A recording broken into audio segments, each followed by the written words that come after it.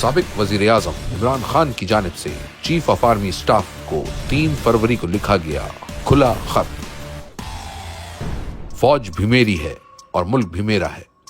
ہمارے فوجی پاکستان کے لیے قربانیاں دے رہے ہیں۔ دہشت گردی کے خلاف جنگ میں کامیابی کے لیے ضروری ہے کہ قوم فوج کے پیچھے کھڑی ہو، لیکن افسوسناک امر ہے کہ اسٹیبلشمنٹ کی پالیسیوں کی وجہ سے فوج اور عوام میں خلیج دن بدن بڑھتی جا رہی ہے۔ اس کی کچھ بنیادی وجوہات ہیں جن کو مد نظر رکھتے ہوئے اسٹیبلشمنٹ کو اپنی پالیسیوں پر نظر ثانی کرنے کی ضرورت ہے تاکہ عوام اور فوج کے درمیان بڑھتے ہوئے فاصلے اور فوج کی بدنامی کو کم کیا جا سکے۔ سب سے بڑی وجہ 2024 کے انتخابات میں تاریخی دھاندلی اور عوامی مینڈیٹ کی سرے عام چوری ہے، جس نے عوام کے غصے کو ابھارا ہے۔ جس انداز میں ایجنسیاں پری پول دھاندلی اور نتائج کنٹرول کرنے کے لیے سیاسی انجینئرنگ میں ملوث رہیں، اس نے قوم کے اعتماد کو شدید ٹھیس پہنچائی ہے۔ صرف 17 نشستیں جیتنے والی پارٹی کو اقتدار دے کر اردلی حکومت ملک پر مسلط کر دی گئی۔ دوسری وجہ 26ویں آئینی ترمیم ہے۔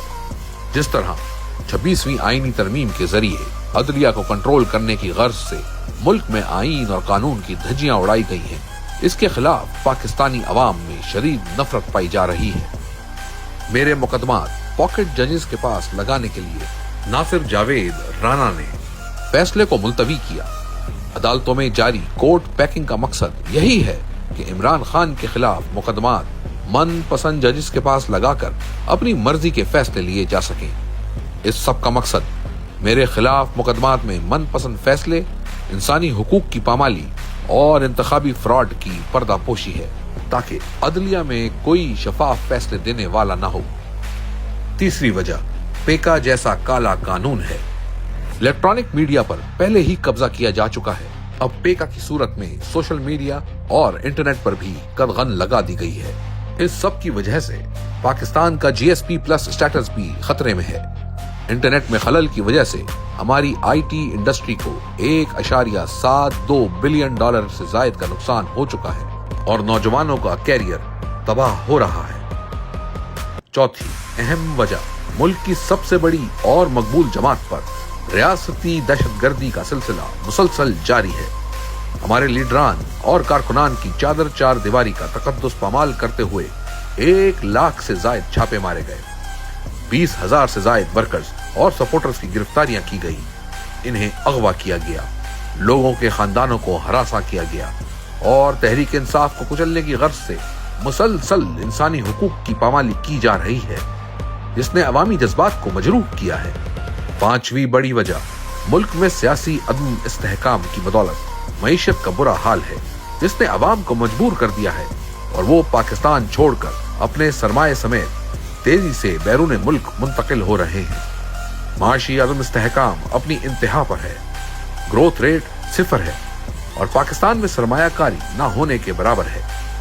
کسی بھی ملک میں قانون کی حکمرانی اور عدل کے بغیر سرمایہ کاری ممکن نہیں ہوتی۔ جہاں دہشت گردی کا خوف ہو، وہاں کوئی سرمایہ کاری کرنے کو تیار نہیں ہوتا۔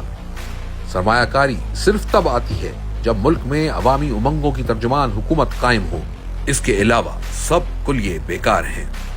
چھٹی بڑی وجہ تمام اداروں کا اپنے فرائض چھوڑ کر سیاسی انتقام کی غرض سے تحریک انصاف کو کچلنے کا کام کرنا ہے۔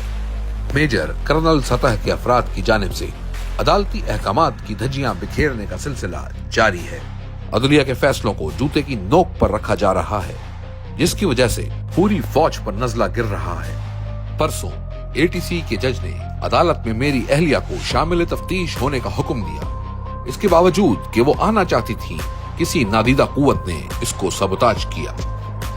بحیثیت سابق وزیر اعظم میرا کام اس قوم کی بہتری کے لیے ان مسائل کی نشاندہی ہے جن کی وجہ سے فوج مسلسل بدنامی کا شکار ہو رہی ہے۔ میری پالیسی پہلے دن سے ایک ہی ہے، یعنی فوج بھی میری اور ملک بھی میرا۔ ملکی استحکام اور سلامتی کے لیے ناگزیر ہے کہ فوج اور عوام کے درمیان کی خلیج کم ہو، اور اس بڑھتی خلیج کو کم کرنے کی صرف ایک ہی صورت ہے، اور وہ ہے فوج کا اپنی آئینی حدود میں واپس جانا، سیاست سے خود کو علیحدہ کرنا اور اپنی معین کردہ ذمہ داریاں پوری کرنا۔ اور یہ کام فوج کو خود کرنا ہوگا، ورنہ یہی بڑھتی خلیج قومی سلامتی کی اصطلاح میں فالٹ لائنز بن جائیں گی۔